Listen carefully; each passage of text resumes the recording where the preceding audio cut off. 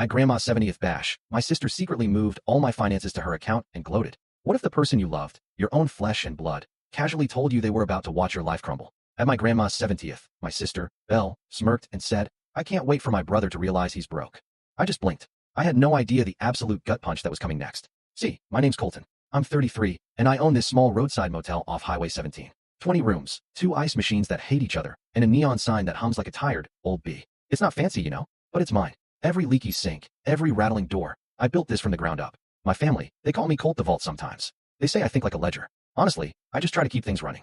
Grandma's 70th birthday. It was a humid Saturday, VFW hall. White balloons, a sheet cake with 2 wilting roses, the smell of coffee, and potato salad. Everyone was there, hugging Grandma, listening to her tell the same story about Grandpa stealing a watermelon back in '72. I was standing by the punch bowl, tie loosened, my mind miles away, thinking about late check-ins and the clogged drain and roommate. Then Belle slid up to me. She was wearing this silver dress, looking like she'd just walked off a red carpet. She kissed Grandma, posed for a dozen photos, then found me and poked my chest.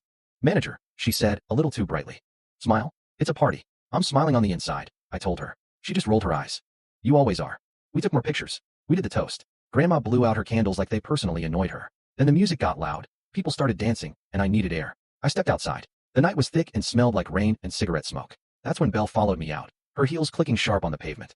"Big day tomorrow?" she asked, leaning on the railing, looking way too pleased with herself. "Always," I said. "Sunday turnovers." And that's when she dropped it, softly, almost a whisper, like she was sharing some juicy secret. "I can't wait for my brother to realize he's broke." My mind just stopped. "What?" I asked, my voice barely a breath. She smirked. "You heard me." I just stared at her. The parking lot lights flickered. Inside, someone yelled, "Cha-cha slide," and Grandma booed. My stomach did this weird, free-fall drop, like an elevator skipping a floor. "Say it again," I demanded. Belle's smile widened, cold and knowing.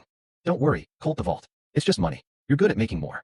She slid her phone into her purse, then added, "Enjoy the party." And just like that, she walked back in, hips swaying, leaving me out there. All I could hear was the hum of that neon sign in my head, and I swear, I could taste metal. I didn't chase her. I went back inside, refilled Grandma's punch, and took photos of her dancing with my dad. I laughed in all the right places, but her words, they didn't leave. They sat in my chest like a coin lodged in a drain. That was just the first spark. I had no idea what kind of fire it was about to light. Owning a motel? It sounds simple until you actually do it. Every running toilet, every vanished towel, it's money bleeding away. I run my books tight. I learned the hard way that one bad month can swallow 3 good ones whole. I didn't start with much, just some land my dad bought, because someday the highway will explode. It didn't. I exploded. I skipped college after 2 semesters, came home to paint, patch, and turn someday into today. Full story on the channel. Link below. Click now and watch what happened next.